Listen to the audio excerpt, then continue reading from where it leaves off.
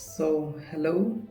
और बताइए कि तीसरी वीडियो में आपका स्वागत है। मेरा नाम है ओम और मैं सुनाता हूँ कहानी। आती नहीं है मगर सीख रहा हूँ। आज हम बात करेंगे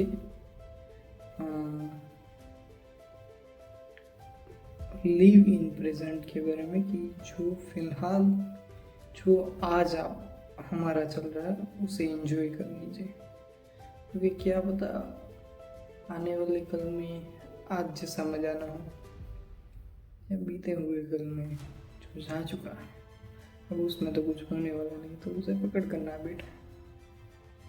तो अगर मैं आपको इसको बेहतर तरीके से समझाने की कोशिश करूं तो आज नहीं मगर मैं आपको मेरी स्कूल टाइम का एक किस्सा सुनाऊंगा कि जब मैंने स्कूल चेंज किया चौथी के बाद में, पाँचवीं में मैं नए स्कूल में गया था। तब मेरे वहाँ पे नए दोस्त बना था। एक रौनक थे और एक रौनक नाम का लड़का और एक दर्शन नाम का लड़का। ये दो मेरे दोस्त थे, बेस्ट फ्रेंड बेस्ट बडी कह लीजिए। सो जो दर्शन नाम का था वो उसके साथ मेरी बहुत जमती थी, मतलब मेरा बेस्ट फ्रेंड था वो। हाँ, मैं उसके घर जाके खेलता था, वो मेरे घर आके, और बहुत मज़े किए हमने साथ में। फिर अचानक से एक दिन वो स्कूल आना बंद हो गया था। मैंने उसके घर पे जाके देखा, उसके घर वालों को कांटेक्ट करने की ट्राई की, कॉल किया, मगर उस वक्त कुछ उसका रिस्पॉन्स नहीं। अचानक से सब कुछ बंद, गायब हो गया था, हो गया है बंदा।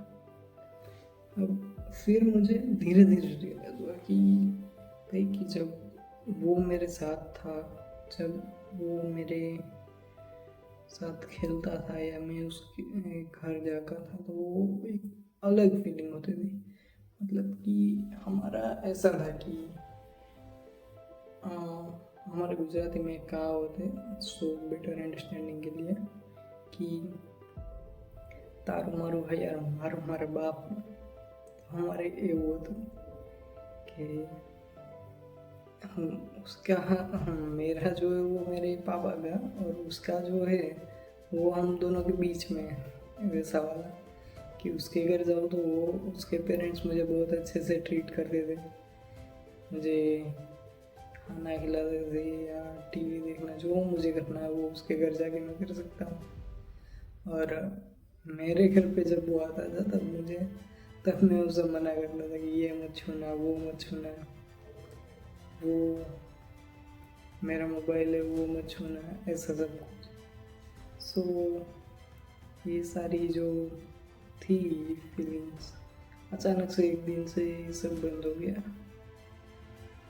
फिर मैंने बहुत ढूंढा मगर वो मिला नहीं। उसके रिलेटिव्स जो मैं जानता था उनके घर ट्राई किया, मगर कभी भी वो जहाँ पे रेंट पे मकान लेकर रहते थे, तो मैंने वो हाउस ओनर को फ़ोन किया और हाउस भी ट्राई किया, मगर कोई कॉन्टेक्ट नहीं। और आज शायद 7-8 साल हो चुके हैं, मगर फिर भी अब अफसोस हो रहा है कि एक जो अच्छा फ्रेंड है वो मैंने खो चुका था। जब उसके साथ मुझे टाइम स्पेंड करना था, मुझे एंजॉय करना था, वो मैं नहीं कर पाया। और अब लग रहा है, अब जब दोस्त के नाम पे जो कलम मिल रहा है, उससे ऐसा लगता था कि वो जो था वो डायमंड जेम था मेरे लिए। सो अभी इस कहानी से मैं आपको बस इतना ही बताना चाहता हूँ कि आप जिस वक्त में आप आगे फ्यूचर का सोचिए, पास्ट की गलतियों को पकड़ सीखिए उनसे, मगर पकड़ कर बैठे रहने से कुछ होने वाला नहीं। जैसे कि मैं अभी वो मेरे फ्रेंड का तो मैंने खो दिया है अभी, मगर फिर भी मैं अभी उसकी जब मुझे याद आती है तो मैं इमोशनल हो जाता हूँ थोड़ा कि अच्छा फ्रेंड था ऐसा। मगर आज जब मेरे जो दूसरे फ्रेंड्स होते हैं उनके साथ जब मुझे मौका मिलता है एंजॉय करने का, तो मैं पूरा एंजॉय करता हूँ, क्योंकि मैं उसे मिस नहीं करना चाहता कि जब आगे जाके मुझे रिग्रेट ना हो इस बारे में कि ये रह गया सारी ज़िंदगी में। ये वाली बातें नहीं करनी है भाई।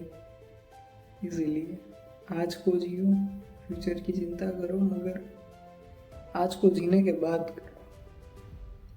अगर आप एक दिन में से आप ये नहीं कहते कि ये दिन साला ये वीक मुझे चला गया, कि जब मैंने कोई मोमेंट एंजॉय नहीं, तो आप बस मशीन बन के रह गए हो ऐसा लगता है।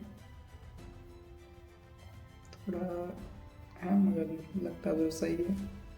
सुबह उठो, जाओ ऑफिस, आओ घर, सो जाओ, उठो ऑफिस, वही रूटीन। दोस्तों के लिए टाइम मिलता नहीं है मगर निकालना ज़रूरी है। सो बस यही कहना। और एक किस्सा तो मैं आपको सुनाना भूलूंगा।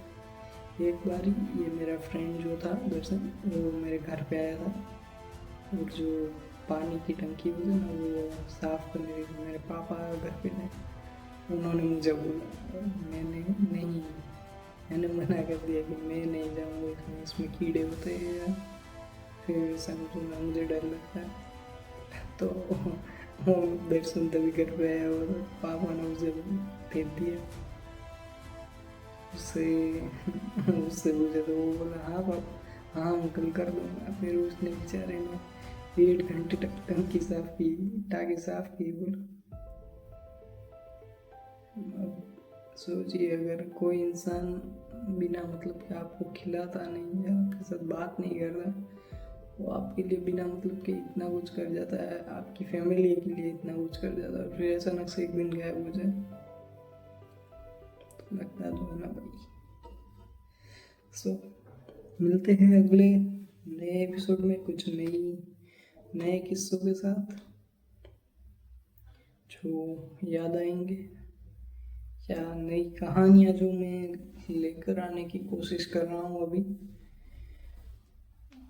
फिलहाल तो ये सारी मेरे पे बीती हुई कहानियाँ हैं, कुछ किसी और पे बीती हुई है या मैंने सुनाई अपने अंदाज में है कि जैसे मुझ बीती है। वो एक कहावत है या शेर है कि एक है कि ये आप बीती ऐसे सुनाओ कि जग बीती लगे, और जग बीती ऐसे सुनाओ कि आप बीती लगे। सो इसी तरीके से मैं ट्राई कर रहा हूँ और सीख रहा हूँ the way of story telling. So इस सफ़र में आप सब मेरे साथ बने रहिएगा और देखते रहिएगा और बताइए। Thank you.